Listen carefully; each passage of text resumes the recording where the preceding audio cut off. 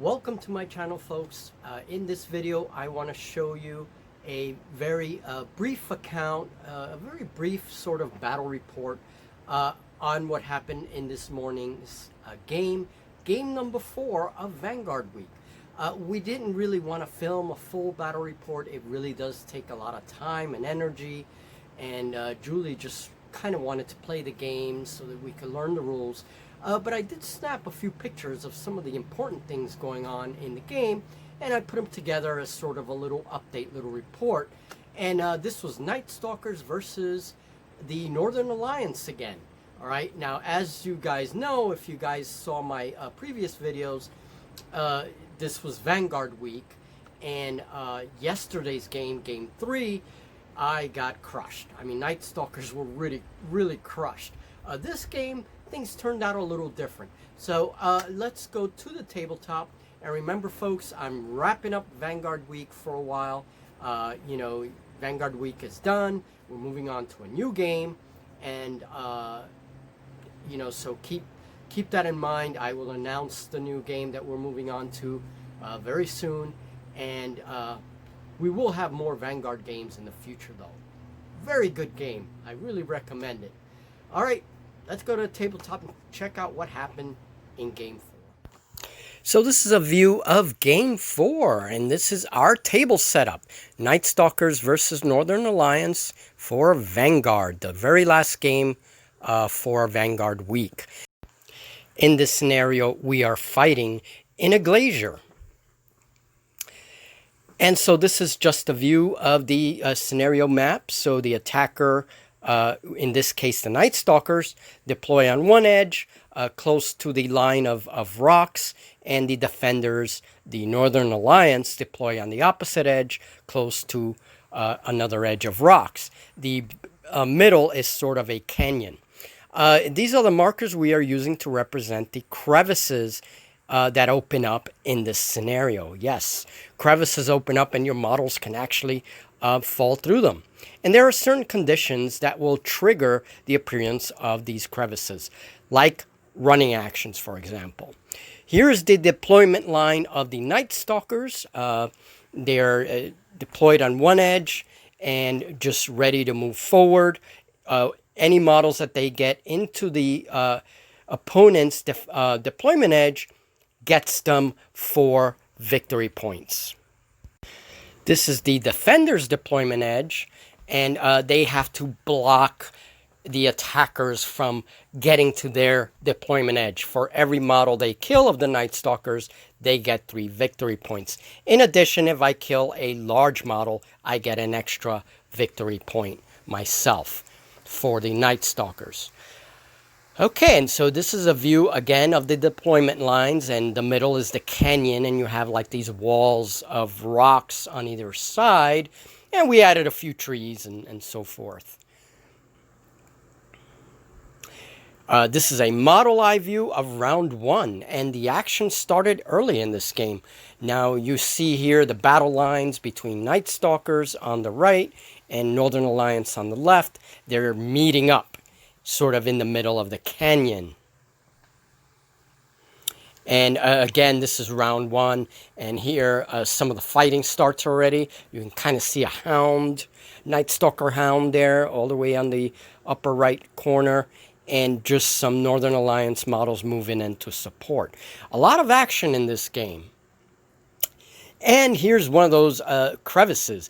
Very, very interesting. We changed the way the crevices look. I had nothing else to represent these crevices, so I'm using these tokens I had that I made out of poker chips. But the interesting thing is how these crevices appeared and the fact that your models can actually fall through them. In round 2, we see one of these crevices appear right in front of a hound. Okay, and again, there were certain conditions in the scenario that triggered these crevice openings. And here, a butcher, Night Stalker, attacks one of the human figures from behind. I did a lot better in this game with the Night Stalkers. Definitely not the crushing defeat we saw yesterday in Game 3. But Northern Alliance did very well as also. They here in round two, the lines are meeting again, and you can see a crevice popping up right in the middle here. And these crevices opening were random. We randomly determined them. And this is in round two. One of my soul drinkers perched up on a rock. And I think this is the advantage of using photographs in battle reports. I love giving model eye views. And here is another view in round two. And those butchers were really useful in this game. I tried to use them to kind of smash through the lines. This is the left flank of the board, and we see a wraith there, phantom actually, also pushing through. And here is a rear view of that soul drinker model up on top of the rocks. In this game, Vanguard, all of the rocks had height from 1 through 3. So it's very important to keep track of height in this game. And that same soul drinker, being all badass on top of the rock, he ends up falling into a crevice. Go figure. He actually took a wound from that fall, and that contributed, I think, to his demise later on in the game. And I was able to use my scarecrows more in this game. The whole mob assault thing was very useful. That's an ability that they have. But Julie, her commander, actually survived through the game. You remember she dies in game 3, right in round 2. Well, she was a lot more careful with that commander. This is a view of round 3. You can see the lines thinning, but there's still a good number of Night Stalker models on the table. I haven't quite yet gotten to the deployment zone yet. And this is a list of casualties for Northern Alliance. I actually get 1 victory point for that ice giant that I was able to take down. So that's great.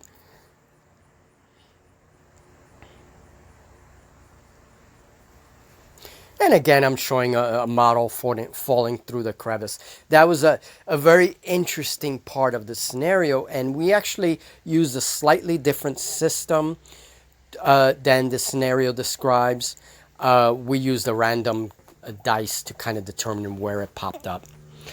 And finally, by round 4, I do get 2 of my Night Stalker models right into the deployment zone and earning me 8 victory points for the time being.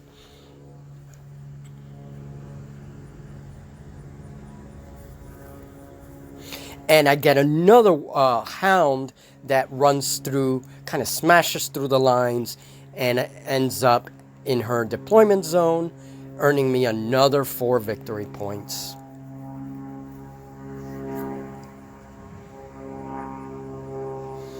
And this phantom would have earned me another 4 victory points. However, this phantom was taken down later on in round 5.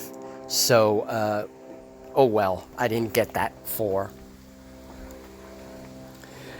So the end result was Night Stalkers 13 victory points, Northern Alliance 12 victory points. Not the crushing defeat that I suffered yesterday, and killing that 1 ice giant really made a difference. So a very close game. Now in round 5, at the end of round 5, we didn't count the models that fell through crevices and died, as a result of falling through these crevices. That was kind of a freakish thing of nature, really, that was going on in this scenario. And there again, the total tally of victory points for me, that ice giant gave me an extra victory point, which took me to win. It took me to victory. It was that 1 victory point. So a very close game. All right, and these were my casualties, and of course Northern Alliance earns 12 victory points. So excellent game. It was a lot of fun. It was much quicker. We did a lot better with the rules, and here's an eye view of one of the rounds in the game.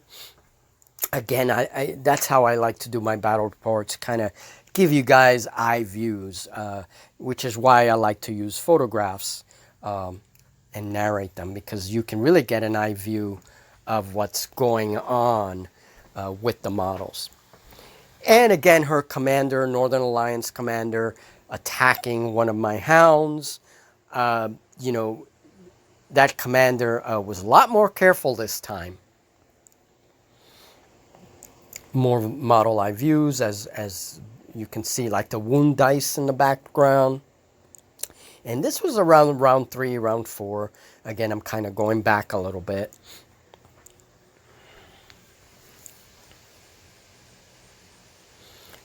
And some of the rocks that really made this this game, very interesting, you know, what's going on in the canyon.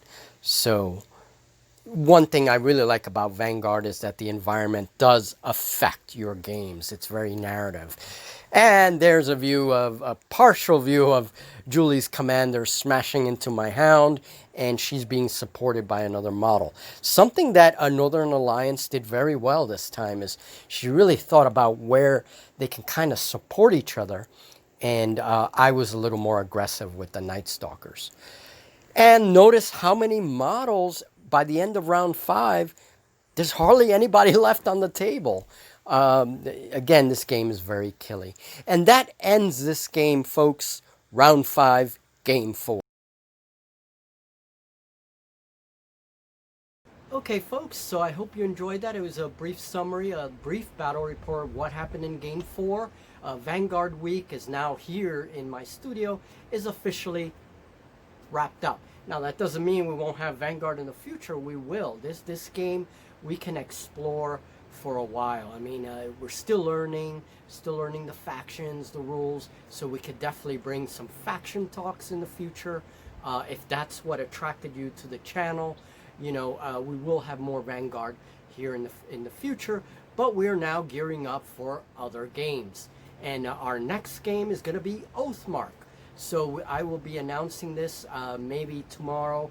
If I do a chat with Julie, Julie and I will be announcing what's coming up next with Oathmark. Okay, so I am preparing the studio, cleaning up Vanguard, cleaning up the tables, and getting ready for the next projects. Okay, there will be some terrain projects and some other things going on. So welcome new subscribers. Thank you for coming to the channel. And I had a lot of fun with Vanguard this week. Both of us did, both Julie and I. And definitely a game that we're going to be looking into more and more as we move on. Have a great day, folks, and thank you very much. Thank you for supporting the channel.